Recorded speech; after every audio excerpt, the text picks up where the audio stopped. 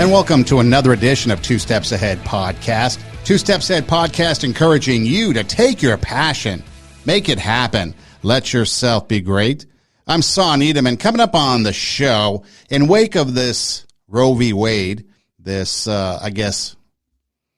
preliminary decision that was leaked, suggesting that Roe v. Wade might be overturned. We're going to talk about it, but from a different perspective, a little different perspective. Now, back in January of 2022, so this year, we talked about Roe v. Wade. Should it be overturned? It was episode 111.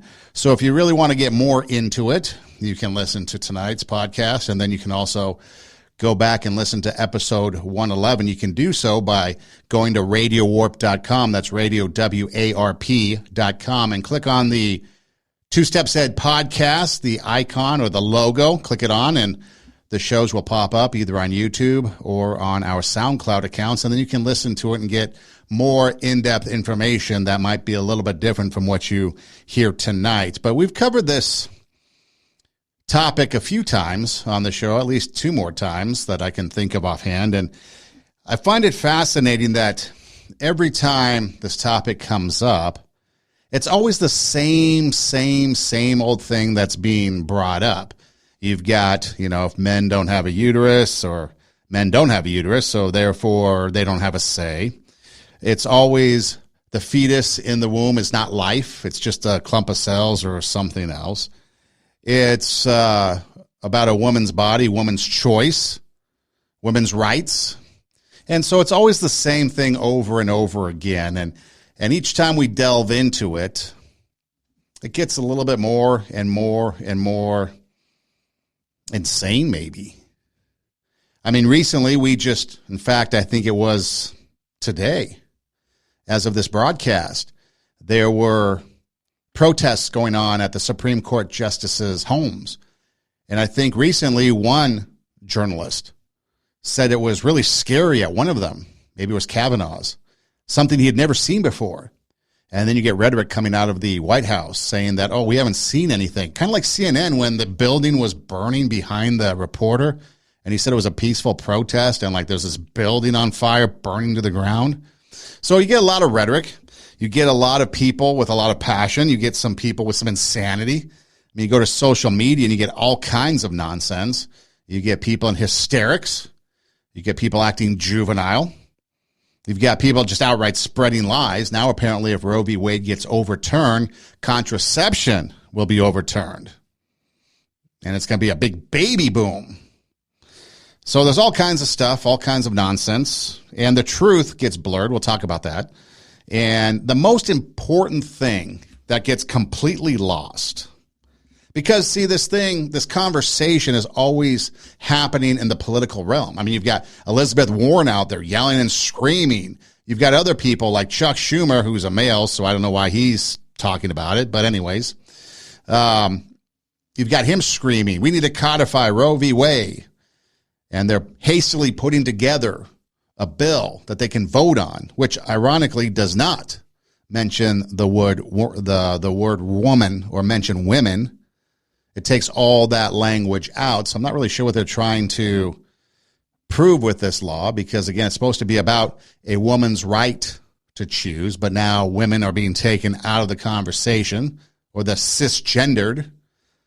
And so, again, it's getting a lot crazier and crazier every time we talk about it. And the other thing is, this is something, along with immigration and along with some other long-standing, decades-old battles that we've been having in the political sphere, probably should have been handled a long time ago, addressed a long time ago. And so we're going to talk about all that. But again, as we get started, you ask people, what is Roe v. Wade? They have no idea. They have no idea who Roe is. They think Roe is obviously the person who sued, but they don't really know who the person is. And nobody really knows. When you ask, hey, who's Wade in the Roe v. Wade? Nobody really knows who Wade is. And so, to set context, let's start off with a piece of audio here that really kind of gives us a good, unbiased history of what actually Roe v. Wade is. Most Supreme Court decisions are granular, little noticed interpretations of the law and Constitution, but a few are landmarks. Roe v. Wade was a landmark. It effectively legalized abortion across the United States. Here are the facts and players in the case. Jane Roe was actually Norma McCorvey. She was a Texan in her early 20s who wanted to terminate an unwanted pregnancy in 1969. Abortion was legal in Texas at the time, but only for the purpose of saving a woman's life. That was not the issue for McCorvey. Her life was not at risk. She tried unsuccessfully to get an illegal abortion and was referred to 2 attorneys interested in challenging anti-abortion laws. The Wade in Roe v. Wade was Henry Wade, the district attorney of Dallas County, who enforced that Texas abortion law. McCorvey soon filed a case against him. The Supreme Court agreed in 1971 to hear the case, and on January 22, 1973, struck down the Texas law in a 7-2 decision. Justice Harry Blackmun wrote for the majority opinion and declared a woman's right to privacy under the 14th Amendment superseded a state's right to ban abortion. The court set different rules for each trimester. In the first trimester, the choice to end pregnancy was entirely up to the mother. In the second trimester, the government could regulate but not ban abortion in order to protect the mother's health. In the third trimester, the state could prohibit abortion to protect a fetus that could survive outside the womb, except when the mother's health is in danger. Justices Byron White and William Rehnquist dissented. They basically held the argument of privacy went far beyond the intentions of the constitutional framers, an argument that could signal the grounds for challenges to Roe. The 2 justices also stated the court's decision did not stick to the specific facts of this case because Roe was not in her first trimester at the time of the litigation. Public opinion was quickly shifting. In August 1972, Americans opposed legalized abortion, 46 to 42%. But by April 1973, it was 52 to 41 in favor. In the years since, Roe's been modified but not overturned. A notable example was in 1992, a case called Planned Parenthood versus Casey. For all intents and purposes, this is the new standard by which abortion cases are judged. The focus this time wasn't privacy. It was roadblocks, which had been intentionally set up to make it harder to get an abortion. In a 5-4 ruling, the court said restrictions are unconstitutional if they place an undue burden on a woman. Support for Roe v. Wade remains strong. A Kaiser Family Foundation poll in June 2018 found that 67% of Americans do not want the Supreme Court to overturn the ruling, while 29% do. The question now, of course, is what the Supreme Court will do with a solid conservative majority. Okay, so in 1973, you had a case brought before the Supreme Court, and the ruling was a right to privacy. The ruling never said that the Constitution said that women had a constitutionally protected right to abortion. It was just the right to privacy. Now, quick note. For those who say men don't have a say or shouldn't have a say in abortion, now I know what you mean is pro-life men should not have a say when it comes to abortion. That's what you're really saying. Because here, 7 men, 7 justices basically voted in support of a woman's right to have abortion or allowing abortion to become legalized on a federal level. So what you're really saying when you say you don't want men to have a say or men shouldn't have a say, or if you don't have a uterus, you shouldn't have a say, what you're saying is pro-life men don't have a say, because here 7 pro-choice justices basically gave you what you wanted. Okay. So that's the history of Roe v. Wade.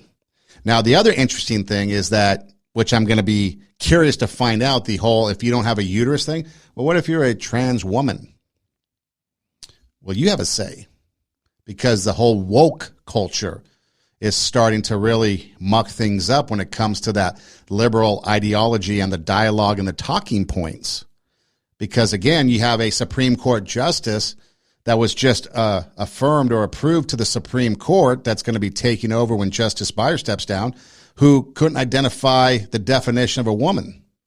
And now this new law that's being proposed in 2022 eliminates wording for women and cisgendered women.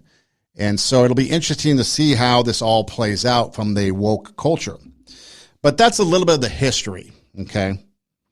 So as we get into this, the whole point is we're going to be talking about, or a majority of the time spending our time talking about, the forgotten voices, the survivors of abortion, people that have survived, mothers who went to terminate the pregnancy, but the child survived and was born. What about them? What about those lost voices? I'd ask the question to pro-choice people, what do you think of survivors of abortion? What do you think of women who have survived abortion? I'd be curious to find out what people had to say. I mean, how do you view them? They survived what you wanted to happen.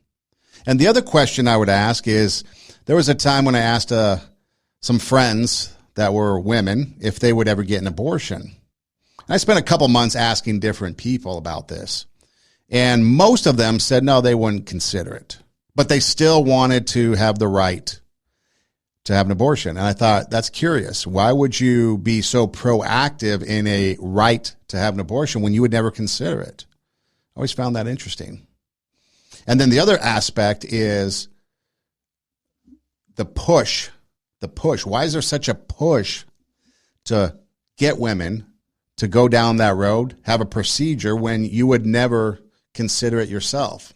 I found that curious. And so we're going to explore the abortion survivor's perspective here on the program to give you something a little bit different that you might not be aware of.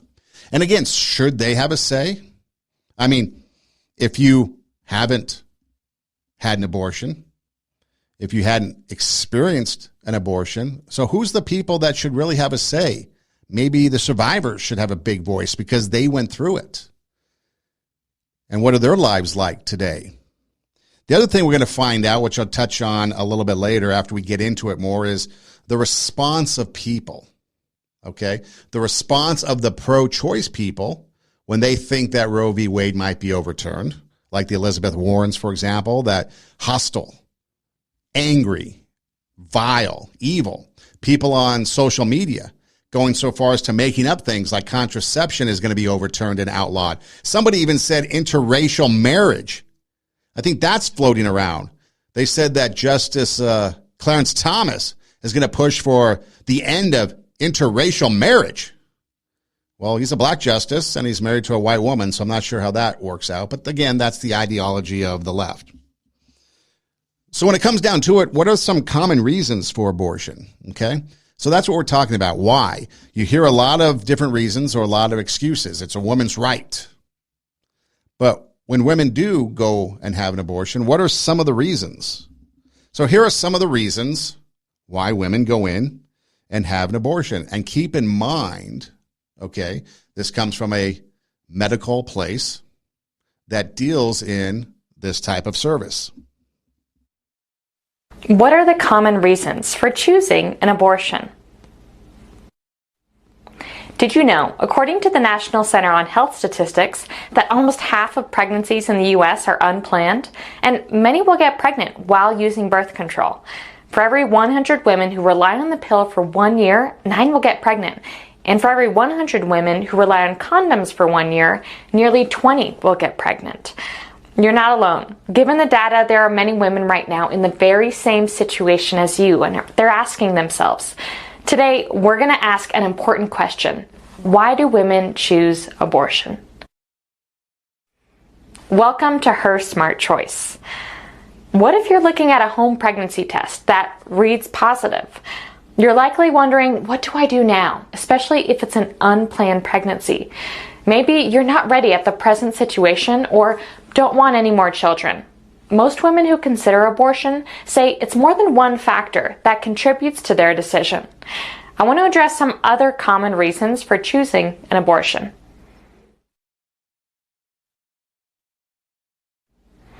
You can't be pregnant right now, as it's not a good time to be pregnant or parent a child, as it'll interfere with school, career, family, or your other responsibilities.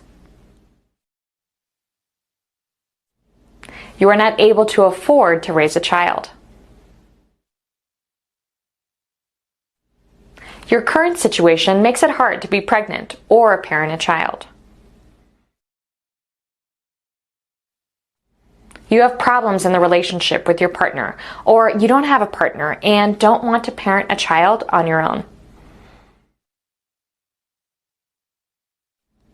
You learn the fetus has a problem, or there are birth defects. You have health problems that make pregnancy difficult or risky. The pregnancy is the result of a sexual assault. A healthcare provider can discuss your options and help you make an informed decision.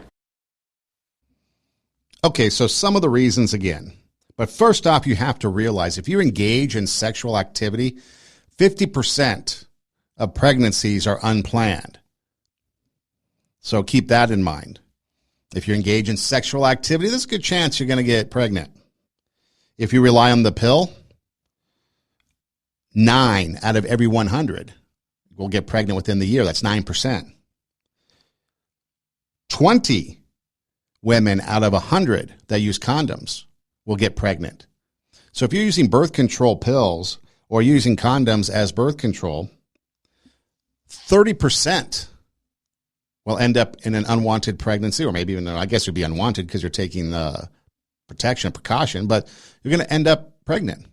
And it's going to be a part of that 50% unwanted, unplanned. Now, not every unplanned pregnancy is going to be terminated. Some people have an unplanned pregnancy and they're like, ooh, we're having a kid. Yay. Surprise, surprise. Older people, they might have been done with their child rearing days, or maybe they've got kids in high school and then all of a sudden, or maybe junior high, and then all of a sudden, oops, here comes another little one. And so the miracle child, the blessed child, as they call them, I guess. And so again, just because it's unplanned doesn't mean it's unwanted. But for those that have an unplanned pregnancy that becomes an unwanted pregnancy, it's not a good time. You've got school, you've got career, you've got family, and it's just not a good time to have a family, to have a baby. You can't afford a child. I always find that one curious because I don't know anybody that really can afford one. I mean, I guess if you're well-to-do, but there's always expense coming up. Different expenses that you can't even dream of. The current situation makes it hard. Relationships with the baby daddy. You got issues. Don't want to raise the kid alone.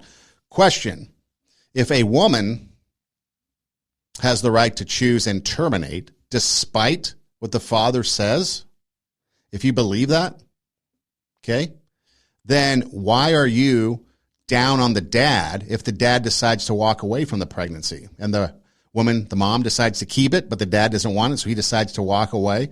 Why do people look down on that? It's the same type of thing where you look at a girl in school who sleeps around and she's the slut. The dude that sleeps around, he's the stud, even though they're both doing the same behavior. That's unfair and uncalled for. So if the mother decides to terminate the pregnancy, but the father wants to keep it, you're okay with that? And if you are, if the mother decides to keep it, but the dad wants to walk away, is he a deadbeat? Or is he just exercising his right, his man's right to walk away? It's an interesting dilemma. You got birth defects, fetus problems, another reason. Or mom has health issues. Or then, of course, sexual assaults are in there. I know a guy whose wife battled cancer and beat it. It went to remission. But they wanted to have another kid.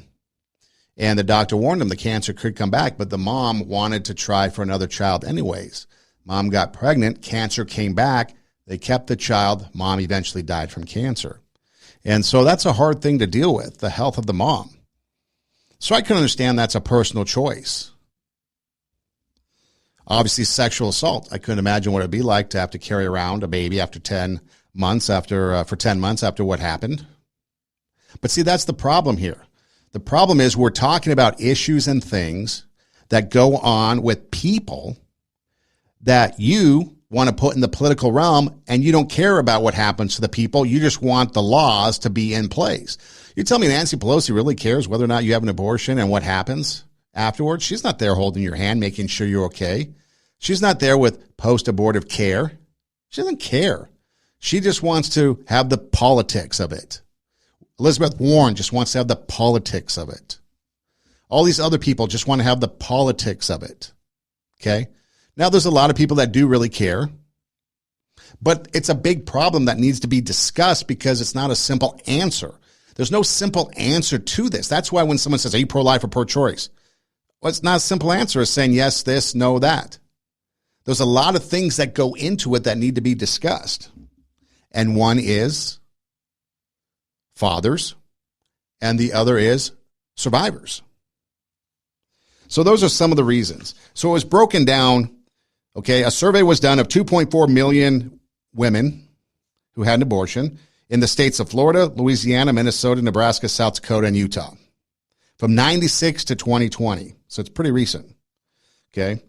Now, it gives people an accurate estimate of the number of hard cases. Hard cases are considered save the life of the mother, preserve the mental health of the mother, rape or incest, birth defects, eugenics, okay? All those things apparently comes to 3.5% of abortions. Quick note, if there's rape and incest involved, especially, well, it doesn't matter. If there's rape and incest involved, why aren't we prosecuting and going after the people that are doing the rape and the incest?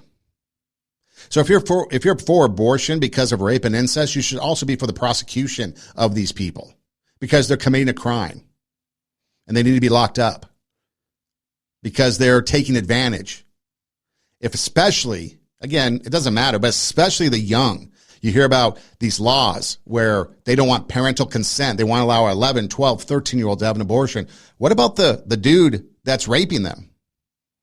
You should be more concerned about going after these predators than trying to hide an abortion from the parents.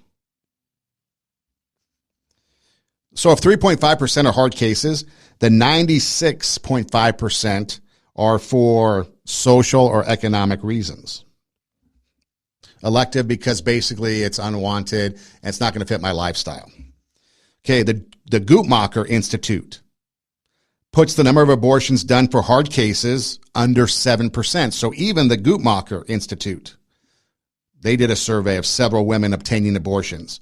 Who's the Guttmacher Institute? It's the research arm of Planned Parenthood. So Planned Parenthood of America has a research group, and 7% or under 7% are hard cases. The rest, 93%, according to them, are, I just don't want the kid when it comes down to it, social or economics. Okay.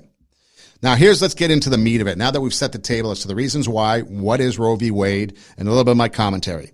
This is what I want to get into, okay? Sue Ellen Browder wrote a book, okay? She was a freelance reporter for Cosmopolitan magazine. She wrote a book recently. Well, I guess it's been a number of years now, but I recommend you get it because it gives a lot of insight into things. Her book is called Subverted: How I Helped the Sexual Revolution Hijack the Women's Movement, okay?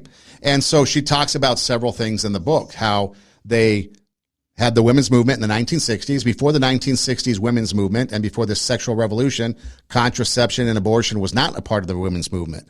Then after she got involved writing articles and her Cosmo lifestyle and a bunch of other people that she was kind of involved with pushing this information, only then did the abortion and contraception become a part of the women's movement. But here's what she has to say about how you sell something like abortion, something like a women's movement. This is how you go about selling it. I'm going to go back just a little bit. Well, no, let me talk to you first about how you sell things to people, because how did I get involved in all this? People ask how propaganda works. Propaganda is half-truth, selected truth, and truth out of context. How do you sell pianos? Okay, people say, "Oh, well, you teach, this piano sounds good." No. You sell pianos by selling the music room. You run pictures of beautiful music rooms in House Beautiful, in Architectural Digest. You sell Middle America on the idea that they need a music room, and then they will just naturally think of a piano. How do you sell fancy clothes, makeup, travel, contraceptions, and abortions to young women? You sell them on the Cosmo lifestyle. And if once they've accepted that Cosmo lifestyle, those other things will just naturally follow. So here's someone that was heavily involved in getting contraception and abortion into the women's movement. And again, I suggest you read her book, Subverted, How I Helped the Sexual Revolution Hijack the Women's Movement.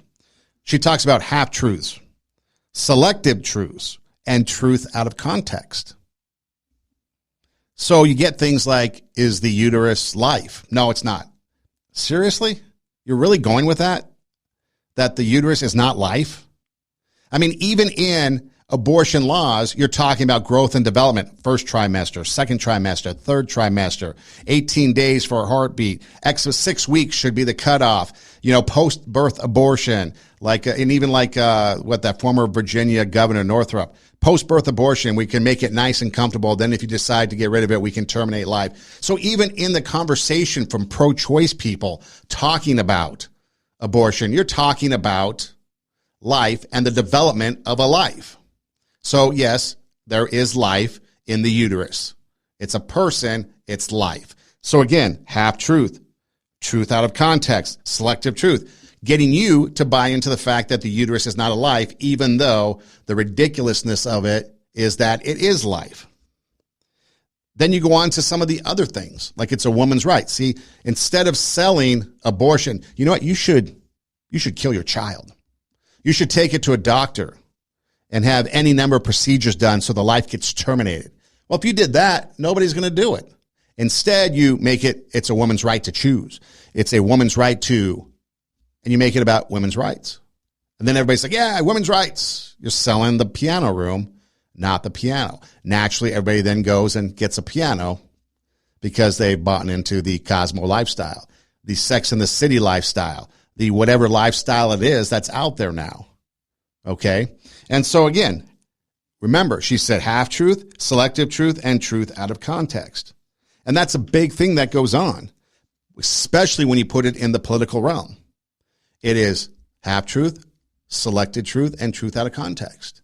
And people buy into it. I would ask people today, okay, Sue Ellen Browder was around in the 1960s, right? She's still alive today, but she was around writing for the Cosmo lifestyle and Cosmopolitan magazine when all this was taking place in the 60s, okay? And so naturally, a lot of things are just established that people automatically just assume and take on pretense. Oh, I'm pro-choice because I'm a woman and it's a woman's right to choose. But have you really sat down and thought about what and why it is you think that way? I mean, seriously. Have you ever thought about why do you think of it? Or do you just accept it because someone else says it's okay? I mean, that's how we get into all these problems, is people don't have free thought to think about. And then if you go opposite, like we see today, if you think something opposite, if you think something independent, you're shouted down. If you don't agree with the masses, you're shouted down. You're protested. You're silenced. Why is that? Because, again, in order to have their way, they need to cut out opposition. Because opposition and free thinking might get you to change your mind, like it has so many people. So, again, we've set the table. We've talked about what Roe v. Wade actually is. Gave you some history, some background. We've talked about the reasons why women have an abortion. We talked about Sue Ellen Browder laying the foundation of how you spread propaganda. Half-truth, truth out of context, selective truth. Okay? So that's all good and plenty. But now when we get to other things like, what about men? What about men and abortions? I mean, think about the impact. First of all, we don't really talk about the impact of after or post-abortion impact, mental health. Think about it. Women give birth and they have postpartum depression, right? Postpartum depression so much so that they might even take the life of the child they just gave birth to. So think about that. Post-birth care is important. What about post-abortive care? See, there's nobody there for that. They just walk in, have the procedure, walk out, and they're good to go. Maybe if they're lucky, they're given an antibiotic or something so they don't get an infection. Where's the post-abortive care? See, we don't even talk about that. Pro-choice, women's rights. What about the woman afterwards? Nobody's there for the post-procedure care, the mental support, the emotional support. And that's the same especially with men. I mean, think about men and the impact, whether they are for it or against it, whether they had a say in the matter or not, whether the mom just decided on her own, or maybe the dad pushed. In our episode back in January, in episode 111, we talked about, I think it's the Alliance for Life and Liberty or something. They did a survey. First, they did a survey of women that did have an abortion, and they found out that one of the main influences in them getting an abortion was the man, the father, pushing. And so they would acquiesce to that pressure. So men do have a say because they're the ones pushing it. And then when they asked men whose, I guess, woman that was going to have their child, the mother, had an abortion, they asked what was the main influence. And I think it was like 40% of them, a large number, said that I was, or they were, the influence that pushed them to have an abortion. So men are the ones pushing this. Because again, you get your, oops, I had an affair, I had a pregnancy, got to get rid of it. Oops, I'm a person in power, I can't have this, it's scandalous, got to go. I'm a politician, an actor, whatever the case may be. It's an escape. Okay? So men are a significant factor when it comes to abortion. So people that say, if you don't have a uterus, you don't have a say, well, you're the very ones listening to men to go get it done. You can go do the research yourself and find out, but this is very true. And then the guy takes off and leaves. And then you're left all alone. Yes, you just go do this and then we'll be okay. I mean, start out with Fast Times at Ridgemont High. I mean, that is exactly kind of what happens. Guy gets girl pregnant. Guy convinces girl to get rid of it. Guy bails, and woman is left with the aftermath. That's how it goes. But if women suffer, you know men have got to suffer. And so here is the impact that men have when it comes to abortion. I was adamant about it, to the point to where, I was going to offer to pay for it. And with the help of a friend, she went and had an abortion. The moment that I found out that she had an abortion, I was devastated. The weight of guilt was just so overwhelming for me. And I was just terrified. It all stopped. The room was silent, and they said, "We're done." It was a success. It was later in the evenings, as I would go to bed, I began to cry. And even though it's been decades since the first two were lost, obviously there's still an emotional place that comes up. The depression that I went through for such a long time over it really, really set in. It didn't just mess me up, it messed her up as well. Mentally, emotionally, we both started drinking heavily, which we didn't do much of at all. We both started using drugs, which we never did at all. I continued in a lifestyle of medicating with alcohol, marijuana, and I just continued to just sort of push that pain that I had felt initially away. It was too easy. It was too quick. I wish that someone had been out in front of that Planned Parenthood, willing to just offer information and alternatives. I wish that there had been opportunities to know about other choices. And there was just something profoundly that hit me that was like the wind was blowing, and I immediately had this epiphany. I would encourage anyone who's thinking about terminating a life to see if they could seek out and talk to someone who's been there before. So I called her on the phone and I told her, I said, "Look, you need to keep this baby." Who's been able to say, this is what it means to me 5 years down the road, 10 years down the road. And I said, I'll be there with you, every step of the way. I would just encourage them to go and get with someone safe. meet with another guy, meet with some others that would be able to let him share that story and do it in a way that they would be compassionate, understanding, and not in any way shaming or guilting him more, but to let that burden out. It wasn't all wine and roses after the fact, but my son's 8 years old, and he completely changed my life. And I'm so glad that I didn't choose free will and make that mistake. See, the impact there is real for anybody that has experienced it or gone through it. So tell me again how this is just a woman's thing. It impacts men greatly. The severe psychological impact, the mental health impact, the emotional impact. I mean, we heard about drug abuse, alcohol abuse, the pain, the suffering, years and decades later. And then the one guy talking about how he changed his mind, had an epiphany. You should keep it. 8 years later, the best thing he ever did as an 8-year-old son. It's too easy. Just like that, the room went silent and it's over. What are some alternatives? What are some other choices? See, we can't talk about that because pro-choice doesn't allow for that. These are real people.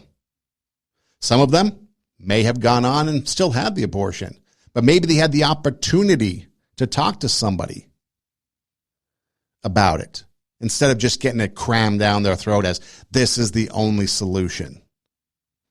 You know, I posted a clip from the episode 111 that I did earlier. I posted it on social media, and someone responded, cavalier, a cavalier off-the-cuff response. I don't understand why a man would ever have a say when it comes to abortion. Really? That's what you're going to go with? You're going to go with that same old tiresome explanation? You've never come up with anything new.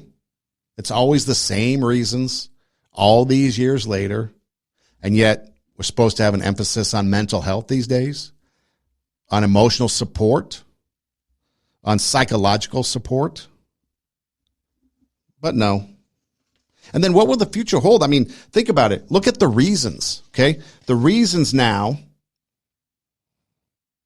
are 97%, or if you want to go by the Planned Parenthood research plan, 93% are social and economic reasons, okay? And so when you think about those reasons, again, I'm not ready for it. It's going to affect my life. I'm going to school. My business can't handle it. I'm not ready. Baby daddy issues, etc. That's in the moment. Those excuses are in the moment. Those reasons are in the moment. But what happens 8 years down the road? What happens 10 years down the road? Maybe something's different. And maybe at that moment, when it seems so bleak and bad, you fast forward, it's not so bad anymore. It's not an easy road to go down. Absolutely not. Whether you choose to have it or choose to terminate it, it's not an easy road. But it's a life-changing event one way or another. And here's the difference. If you give birth, and let's say you decide, no, I don't want it, I'm going to give it up for adoption. You can always, at some point in time, for the most part, find and reconnect with your child that you gave up for adoption. There's that possibility always remains that that's an option. Once you terminate the life, there's no going back. That decision is final. That decision cannot be changed. And so when you think about it from those type of perspectives, maybe it alters things. Maybe for some of you it doesn't. But think about down the road what life can be like. Maybe right now, I can't handle this. Adoption. Down the road, a reconnection. Those are always possibilities. But once you make the decision and once the termination is done, that's final. There is no going back from that. And that's the thing that makes it really difficult. And that's why it's hard, because you have such a time pressure. 6 weeks, whatever the stipulations are time-wise, as to when you can or can't have one. It doesn't allow you time to consider all these things, because you have to decide now. And the solution is, we'll terminate it and you'll be fine. Everything will be okay. And that's the method they go about doing it. Now, there's this video I'd like to play. Actually, if you're watching, it's a video. If you're listening to the audio, it's audio, obviously. It's a montage of survivors of abortion. And this is what these survivors had to say.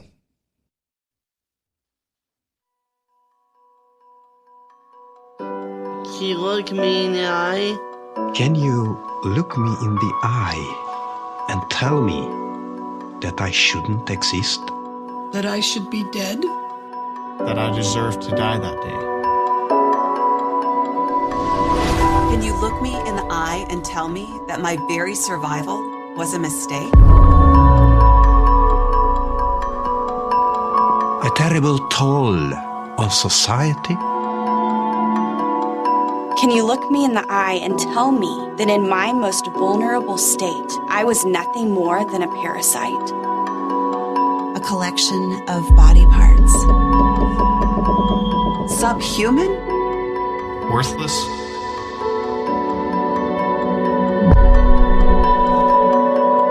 In 1952, I survived multiple abortion attempts. DNC abortion. An instrument abortion. DNC abortion. Heritage abortion. A vacuum aspiration. Abortion. An induced abortion. A saline infusion abortion that was meant to poison and scald me to death. I am the face of choice. I am that choice.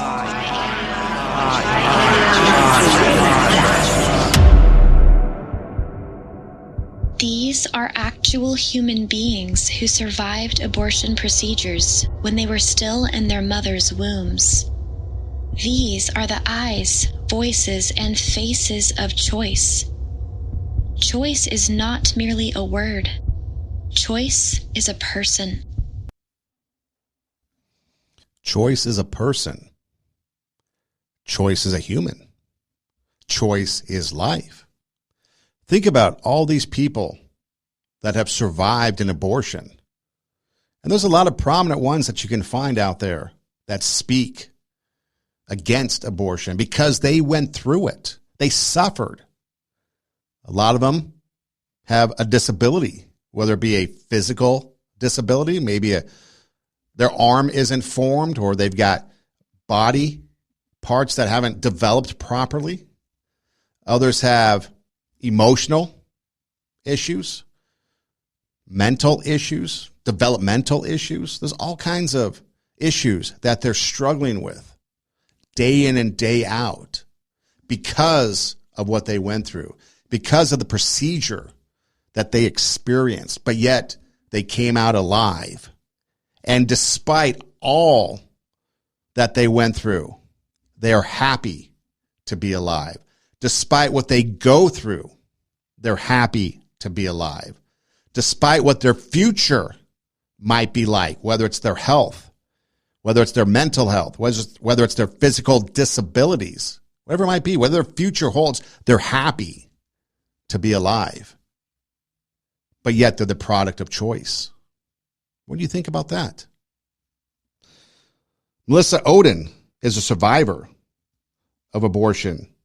Mother wanted to terminate her, but she survived, and this is her.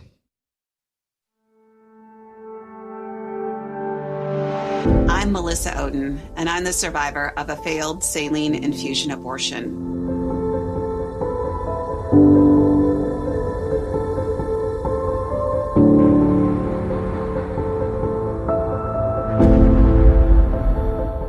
In August of 1977, my biological mother, as a 19-year-old college student, had this abortion forced upon her against her will by her mother, my maternal grandmother.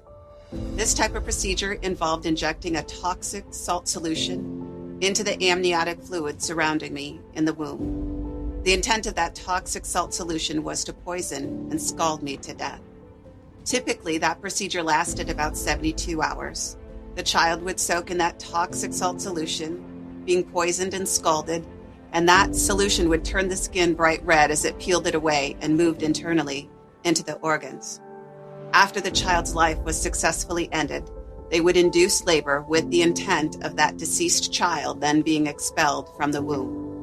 We actually know through my own medical records that I didn't soak in that toxic salt solution for just 3 days, but actually 5. Well, they tried time and time again to induce my birth mother's labor. On that day, I was delivered believing that I would be a successful abortion, otherwise known as a deceased child. But here I was, accidentally born alive. When I was delivered alive in that abortion procedure, I weighed a little less than 3 pounds, 2 pounds, 14 ounces, which indicated to the medical professionals that my birth mother was much further along in her pregnancy than the 18 to 20 weeks that the abortionist had written on my medical records. And in fact, when a neonatologist examined me, he remarked he estimated me to be about 31 weeks. You would never know by looking at me today that when I survived that failed abortion, the prognosis for my life was very poor. I suffered from severe respiratory and liver problems, seizures. The doctors thought I had a fatal heart defect initially because of the amount of distress that I was under. And so they were very guarded about what my future might hold. But I have continued to live, and I have been loved. I was loved mightily by my adoptive parents, no matter what they were told about what my life was going to look like. And now I am loved by my biological mother and members of her family who now stand by my side. See, one of the interesting things that you hear from these survivors that's completely different from people pushing the pro-choice agenda in the political arena. In the pro-choice political arena, people, when they hear Roe v. Wade might get overturned, you get evil, hatred, vile behavior. You get protests at the justice's home, something that a reporter says he never witnessed before. You get outraged. You get people screaming on social media, spouting their opinions, anger, hysteria. But then when you look at these survivors, you get a message of forgiveness to their mother who tried to kill them. You get a message of love, being loved by an adoptive parent, reconciliation with your biological parent or biological mom. You see, that's the difference. People that survive abortions seem to have a different message, and they experienced it. They're the face and the voices of choice, and their message is different compared to those out there yelling and screaming from the steps of some building somewhere in D.C. Why is that? You would think that these abortion survivors would be the ones that are screaming and yelling and mad. Maybe they're the ones that rise up against people that put them in this position. But it's not the case. Now, sure, they're outspoken against abortion, as well they should be, as well as their right to be. Who are you to tell them they don't have a voice in the abortion debate when they experienced it? Have you spent 5 days in a saline solution meant to kill you? Don't think so. So who are you to have say? Who are you, young person, that hasn't even gotten to the point of having a child or wanting a child? Who are you to say versus these voices? See, it brings a whole new dynamic to the conversation when we bring in survivors and what they go through and the message they bring of hope, restoration, forgiveness, love, compassion. They embrace. Gianna Jensen is somebody that you can find online, bunch of videos. She has cerebral palsy from her abortion, and she goes on, and when she talks about it, She says she is honored to have cerebral palsy. Why? Because she's living today.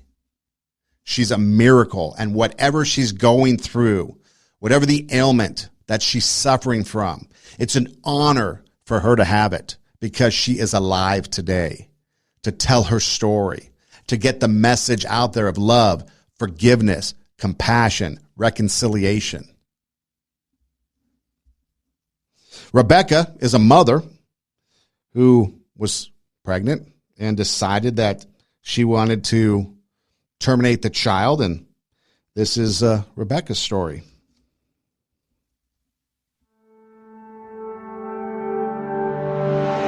My name is Rebekah, and in 2013, I began a medication abortion when I was just over 7 weeks pregnant with my second child.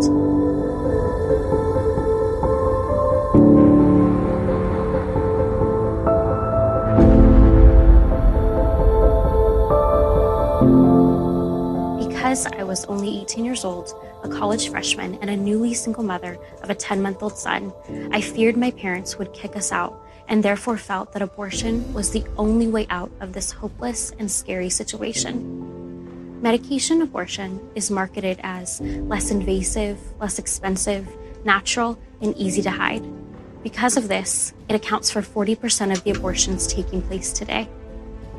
I was told that the first pill I would take, called RU486 and commonly known as the abortion pill, would simply end my pregnancy. I was instructed to take the second medication, misoprostol, 24 hours later at home and without any medical supervision. What I did not know is that the first pill deprives the growing baby of progesterone, therefore ending their life. And this second medication is actually given to women in active labor, causing them to dilate and contract. Unbeknownst to me, I was going to go into labor at home, completely alone, over a toilet, and then was expected to flush my baby. It's awful and dehumanizing, and women are extremely underinformed about the reality of medication abortion. Minutes after leaving that clinic, however, I panicked and instantly knew I had made the worst decision of my entire life. I sought help from a doctor who used progesterone to counteract the first abortion pill I ingested, and my son, Zachariah, became one of the first babies to survive a medication abortion through abortion pill reversal. Zachariah is perfectly healthy, and I look at him every day and see hope, redemption, and grace. He's funny, smart, adorable, and he is just as human now as he was in utero, and it never needed to be my life versus his, even though that is how some women feel. They are not empowered or informed. They are desperate. I want women to know that children are not a burden and that success and motherhood are compatible. I want everyone to understand that there's hope, healing, and redemption after every mistake. Hope, healing, redemption, grace. Think about that. She said it was dehumanizing. She was going to go home alone and do this on her own. 18 years old. She has a 10-month-old. 7 weeks pregnant, decides she can't handle this, so she wants to terminate it. And the manner in which she's going to terminate it, she said, is alone and dehumanizing.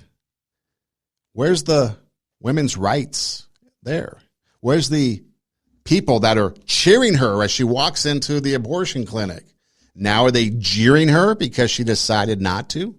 Were they going to be there for her to walk her through this, to be a support? No, she was going to be alone. She talks about education. Education's lacking. We talked about it earlier. 50% of pregnancies are unplanned. If you're on some sort of pill, 9 out of 100 women are going to get pregnant in a year. If you're using condoms, 20 out of 100 women are going to get pregnant. It's going to happen. If you are engaging in sexual activity, you're going to get pregnant. You're going to be dealing with this issue. Maybe there's some things that can be done with sex education. Maybe you have to alter your lifestyle. Maybe you have to come up with some more creative ways to get gratification so that you don't put yourself in a situation where you're going to end up with an unwanted pregnancy. I talk to people, people that know me know I enjoy having beer. I enjoy craft beer, experiencing different types of beers. But here's the one thing that we all have in common. If we go most of us have in common. If we go someplace and we have to drive, we don't drink. Or if we do, maybe it's just one. Okay? Because we're cognitive of the fact that if we drink and drive, we could get arrested and go to jail, lose our license, pay a lot of money, and it's a nightmare. We're aware of that. So we don't drink and drive. Now, there are some people that do that, and unfortunately, bad things happen when they do. But for me, I don't drink and drive. I'm going to be responsible. But yet, there's a lot of people out there that realize that the end result of sexual activity is a pregnancy, but they don't care. You don't care. You just carry on. Why don't we think of it in terms as a DUI? Because, again, something bad can happen if you drink and drive. If you're not wanting, if you're the 97% that think it's a bad time because of your school, your job, or your career, if you think you can't afford it, or you think you have issues with the baby daddy, whatever those 97% issues were that you're dealing with, maybe you think there might be some birth defects, whatever the case may be, if you don't want a child, maybe you should engage in alternative forms of sex. Son, that's crazy. Is it? Because then you don't end up in this situation, because even though you are taking precaution, there's a strong chance you could get pregnant. In fact, the expectation should be, if I engage in sexual activity, the outcome will be a pregnancy. Maybe that's a better way going around it. And if we have more education on that and people have a better understanding, what about personal responsibility? Taking control of yourself and being like, you know what? I don't want to get into this. I'm not ready. Therefore, I'm going to be responsible and take action. That's what it comes down to. I mean, think about it. If you don't want to be this, if you don't want to be like the men earlier that described their experiences that led them to drug and alcohol abuse, mental health, psychological, emotional, distress, issues, years and decades later possibly, or dealing with a survival from an attempt to terminate. If you just want to avoid all that, maybe you need to rethink how you engage in your adult behavior. I want to play one more, Denisha. And again, with Rebekah, the mother, she was going to do it alone, by herself. Drop the baby in the toilet and flush. How humane is that? Denisha, a survivor. Here's her story.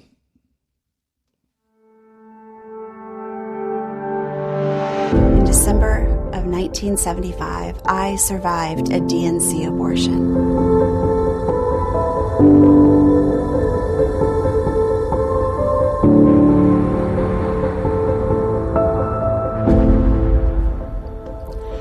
A strong, determined, single mom raised me. And now, in my 40s, I learned a piece of my story that I wasn't aware of until now. See, in October of 1975, my mom found out that she was pregnant with me. And in December, she chose to have a full DNC abortion. By February, she discovered that the abortion had failed and she was still pregnant. The laws at the time dictated that she was too far along to attempt another abortion. She was angry, afraid, and wanted to sue the hospital. But I was born full term in July of 1976. Finding out this information shocked me. I don't know how or why, but I am so grateful that I survived. I catch myself thinking, what if? What if I hadn't survived? What if that December day was the end for me? See, abortion is not a simple fix. From the decision to the aftermath, there is nothing simple about it. My mom passed away decades ago, and I wish she were here with me now. Because if she were, I would tell her that I love her, and that I forgive her, and that I understand that she made a decision that was hard at the time. But you can't give away what you don't have. And I have experienced the love and the forgiveness of Jesus in my life, and I would want her to experience that same kind of love. So I'm sharing my story now to encourage other women who have had an abortion that there is forgiveness, that there is healing, and there is hope. You can reclaim your story through Jesus. Maybe my story will shed light on a complicated topic, and maybe during that moment of choice, another woman would choose life. My mom had a choice. I am the face of choice. I am that choice. See, again, another message of love, forgiveness, hope, understanding, healing. That's the message that we've heard from these stories of people that have survived these heinous acts where their life is trying to be terminated, but they survived. These are the voices that should have a huge say, don't you think? Because the other side gives us anger, vitriol, hysteria. Roe v. Wade's overturned, therefore contraception is going to be outlawed. Interracial marriage is going to be banned. The fetus inside the womb isn't life. It's a woman's right to choose. A man doesn't have a right because he doesn't have a uterus. Half-truths, truth out of context, selective truth, as Sue Ellen Browder said. Influences, it comes down to who's influencing you. We've talked about this on the show many times. Who's telling you this information and why are you believing them on your own? Why won't you do your own research? Why won't you do your own thinking? You think about social media and the impact social media has, especially on young people. Celebrities making it cool, baking cakes, my abortion cake, celebrating my abortion. Celebrities saying that, yeah, I'm glad I did. It made me who I am today. You know, they're in denial. A depraved mind just doesn't know. If you've had an abortion, it's okay. It's not the end of the world. There's forgiveness. There's hope. There's redemption. I talked with a guy one time. I was working with a guy. He was a little bit older than me. And he was, I don't know how it came up, but he started talking about how his regret. He had a girlfriend, or maybe it was a couple throughout his life that he ended up taking to an abortion clinic. I think it was 3 times. And now he's older in life, single guy, wishing he had kids, but realizing now the prospects were he wasn't going to have any. Now regretting that decision back then. Because in that moment, that decision seemed right, but fast forward to the future, and now it seems wrong. You see, there is no easy choice. There is no easy fix. It's not a simple fix. There's a lot more to it that people don't want to talk about. They can't have the conversation because they get enraged if you speak out against it. If you go on social media, people are outraged about it. I remember back in the 80s, you had these people, these pro-life extremists that were trying to blow up abortion clinics. Not the way to go about it. And they were the ones that gave the pro-life movement or the pro-life people a bad name. It seems like the script has flipped. Now we see people in front of Supreme Court justices and their houses threatening them. I guess Justice Alito had to be taken away to a private location because his life was in danger. You have people yelling and screaming. Where are we at today? Why can't we have dialogue? Why can't we have conversation about it? You post something on social media and it erupts into an argument with strangers that we don't even know about. But these are the voices, these survivors. These are the voices and the face of choice. Shouldn't they have a say? The fact that Planned Parenthood talks about that they are for women's health, yet they really don't look at or talk about the fact that they're $1 billion a year industry. 533 million of your taxpayers' dollars go to them every year. An abortion costs about $600 on the average. Do the research, look it up. An abortion clinic is never in Beverly Hills. the Upper West Side or the Hamptons. It's always in the lower socioeconomic areas. Why is that? If you find a abortion clinic in Beverly Hills or the Hamptons or the Upper West Side, whatever part of the East Side, West Side, whatever's the posh side of town, let me know, because I couldn't find one. I looked for it. Couldn't find one. It's always in the places, the lower socioeconomic places. Why is that?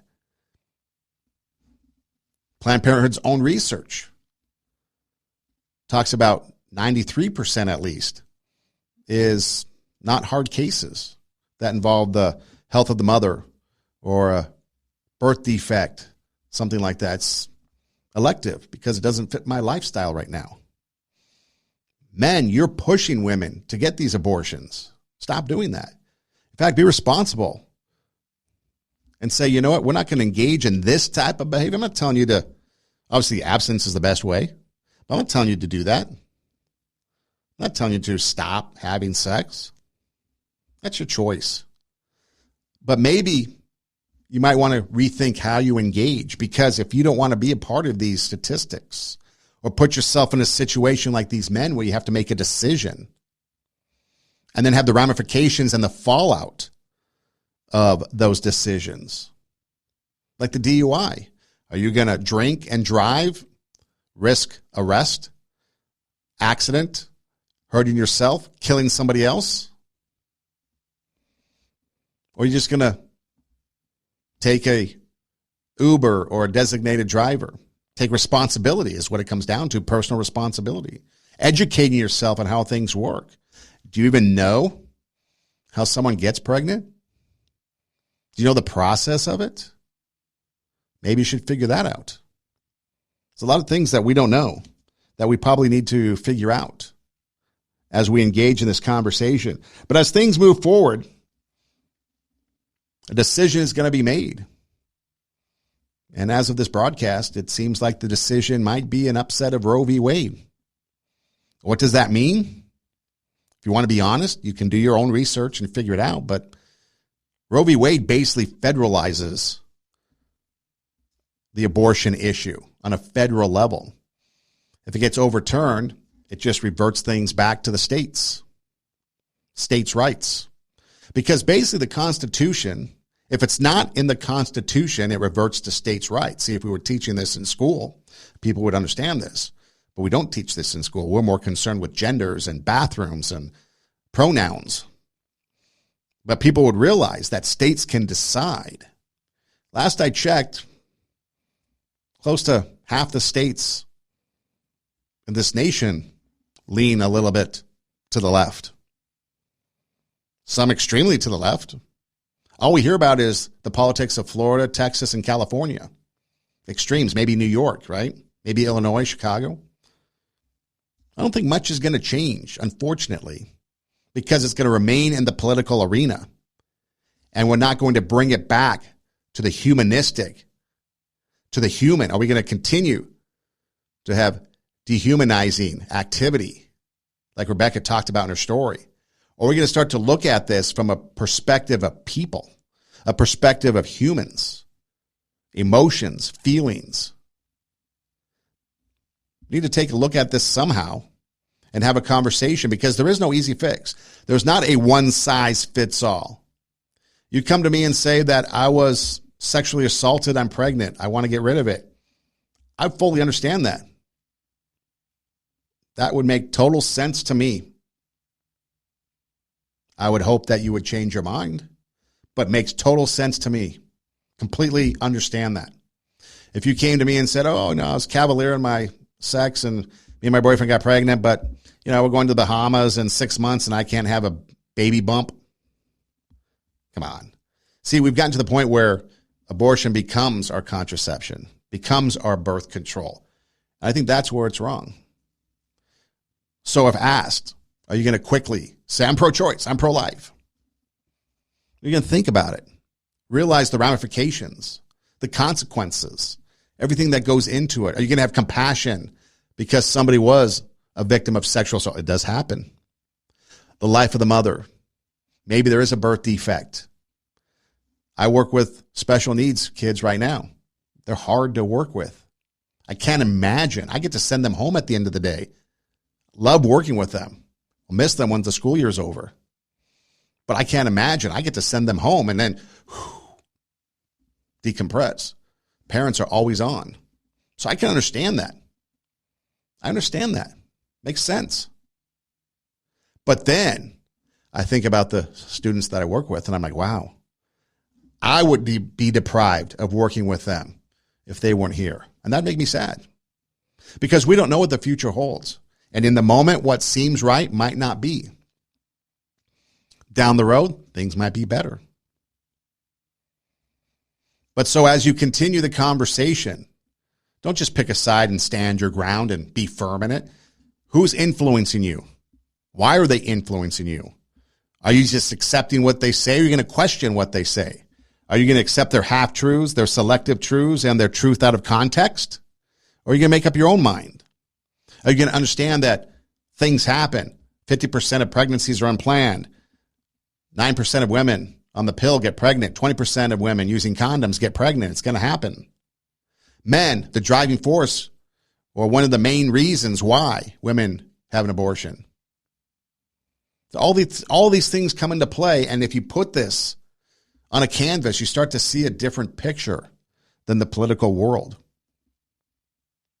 This is Two Steps Ahead podcast, encouraging you to take your passion, make it happen, let yourself be great. I'm Son Edom. Hey, you can check us out on RadioWarp.com, Radio W-A-R-P, RadioWarp.com.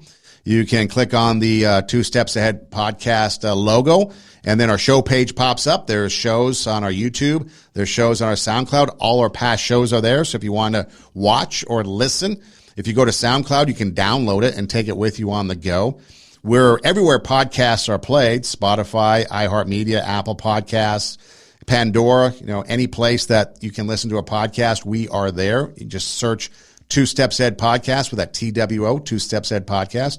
Hey Google, hey Siri, hey Alexa, play Two Steps Ahead Podcast. We pop up. And then also, if you want to find us on Instagram, the show page is TWO, Two Steps Ahead Podcast. And then there's a Linktree link in the bio that will send you to all of our different places, YouTube, SoundCloud, etc. My personal page is Edom Rocks, EIDEM ROCKS. And again, the same Linktree link is there. If you'd like to reach out, you can DM me on one of those places, or you can send me an email. Again, with the TWO, Two Steps Ahead Podcast at gmail.com. I'd like to thank you for being with us, being open to this conversation. If you have some feedback, let me know. Hit me up. If you know me personally, you've got my number. Hit me up. If you want to send me a message, a number that you can reach me at. I don't really have that phone on me all the time, but if you left a message or a text message, I would eventually get it and get back to you. 626-676-8972. 626-676-8972. Not sure if the voicemail's set up yet, but that's the number that I check out on occasion, kind of have for instances like this. So let me know what you think. Thanks for listening. Do tell a friend. Take your passion. Make it happen. Let yourself be great. Two Steps Ahead podcast. Son Edom. We'll see you next time.